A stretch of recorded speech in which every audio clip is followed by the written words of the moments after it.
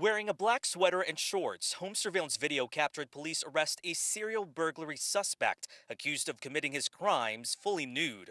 21-year-old Cedric Walker is seen escorted away from his home on Gatwick Square in handcuffs around 8 a.m. Monday. As we stood by and he was taken into custody, that community was literally lined up the side of the road, cheering and clapping. I've never seen anything like it. Walker is accused in 5 cases since early March, allegedly breaking into homes and prowling in the night in the nude. In one case, police say he only wore a shirt around his head and tennis shoes. No one was ever hurt and not a single item was stolen. Although you may not have seen us from 3 o'clock, 6 o'clock in the morning, detectives have been out of their cars, out in the cold, hiding in bushes, waiting for this exact moment, and it paid off right here. A dozen personnel, including detectives, have been staking out the neighborhood for weeks, setting up their own covert cameras, fully confident he'd strike again. Police say one of the officers spotted him on camera walking around naked. They quickly launched 2 drones and caught him running away from officers and back to his home. Police say it took roughly 3 hours after he was found to finally surrender. At least you can go to bed at night without wondering if somebody's going to get in your house, and nude at that. Diane Blevins says neighbors have been on alert for weeks. Nobody wants that to happen, especially in your backyard. Walker is facing charges of burglary and indecent exposure. Chief Kevin Davis hopes to keep him locked up and seek treatment behind bars if he does have a mental health issue. He can't help himself, I believe, but to continue to commit these crimes, and they will graduate to something more serious. We know the suspect does not have a criminal record, but like many of you, we want to know the motive, and that's what police are trying to figure out right now. They are hoping to talk more with Walker's family to learn more about him and what they potentially knew. In the meantime, I actually happened to run into Walker's family as we were trying to get reaction from their neighborhood. They quickly turned me away, but one woman at that home told me, quote, "He is sick." In Fairfax, I'm Matthew Torres, WUSA 9. Watch a keen-nosed Colorado canine locate a missing girl just minutes after arriving to help.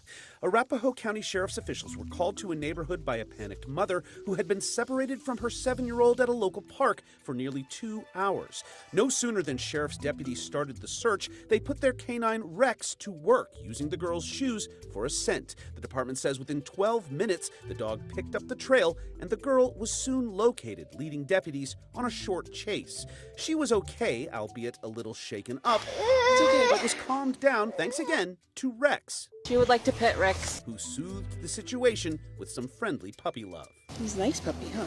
He helped us find you.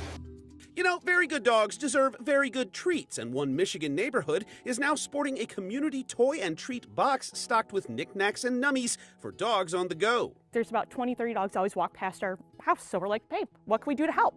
Warren resident Trisha Rowe built the Doggy Stick Stop, a twist on the popular Little Lending Library idea, but instead packed with dog toys, tennis balls, treats, and poop bags.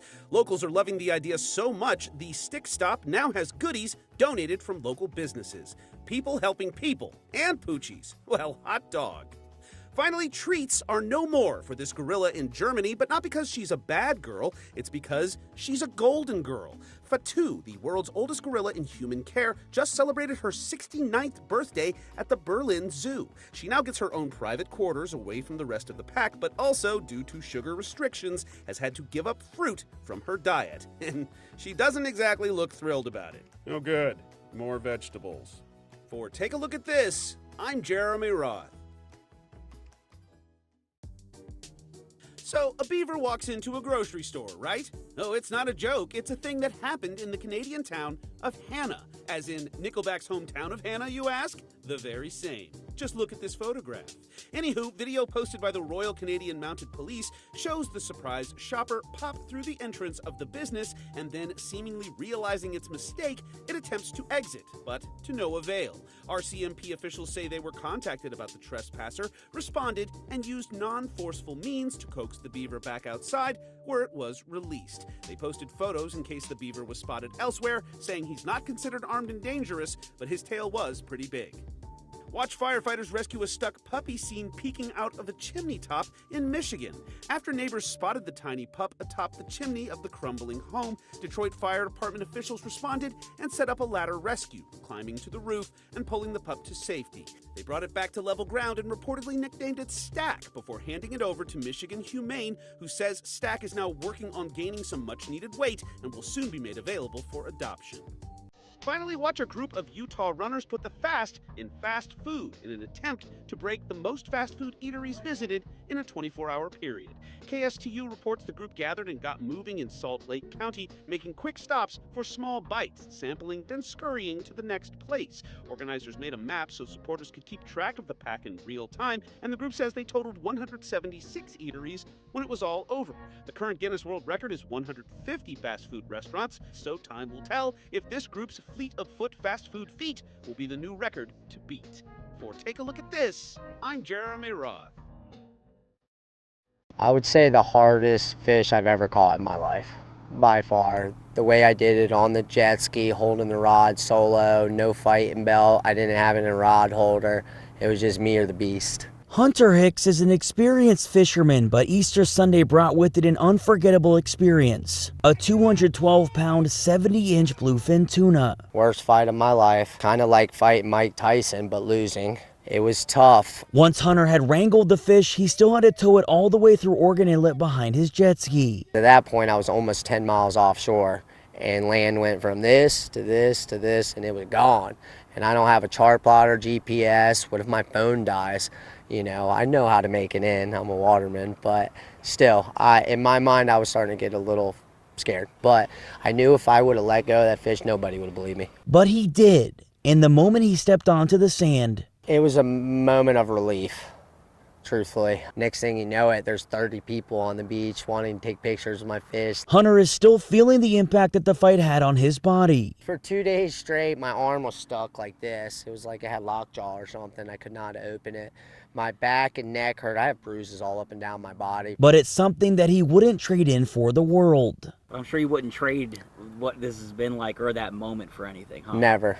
Never, never, never, never. I just really wish somebody was with me to experience the whole adventure that we had, the fish and I.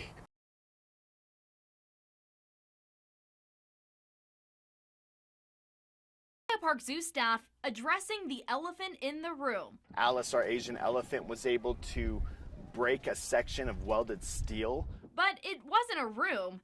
It was out on the zoo's public walkways. And went out into a guest area of the biopark, explored. She had some plants, she had some trees. Staff were alerted at 7:20 a.m. on Sunday that Alice had left her habitat, immediately triggering their emergency protocols. We were able to secure the perimeter, have our zookeepers come and start recalling her back. Good girl, Alice, come to me. Alice returning to her habitat using the same recall method like she is here. Good girl, Alice, come to me, move out. Proving the saying, elephants never forget. Good girl, Alice, all right. The water pond section of the elephant's habitat is currently off limits as the staff reinforce the steel. We've added some more pillars and steel to make sure that this does not ever happen again. They say they continue to look for weak spots in other habitats, using Gross Receipts tax money to modernize them. I think the biopark's a very safe place to be, and I think this incident shows that all of our measures and tools worked. Staff was safe, the public was safe, and Alice the elephant was safe. The people have spoken. This wild image of an Iberian lynx playing with its food snagged the Wildlife Photographer of the Year Naveen People's Choice Award. Named Flying Rodent, the caught-on-camera moment in Spain gives us a glimpse of the young cat tossing around its prey before making it into a meal, a common practice for these animals. The National History Museum of London says the prize-winning pick beat out 60,000 entries for the top spot in an online vote. The cat is not the only show-stopping pick. 4 photos also noted as highly commended. Family Rest, showing a mama polar bear and her 3 cubs stopping for a snooze in the summer heat of Canada. Dancing in the Headlights, a silly but not necessarily safe scene of young bear cubs wrestling in the middle of the road in Jasper National Park. Beauty Against the Beast, highlighting the juxtaposition between nature and industry in Namibia. And Never-Ending Struggle, a gruesome scene showing a deer's antler stuck to the remains of a rival that died during battle. These award-winning images are on display at the Natural History Museum of London through mid-July.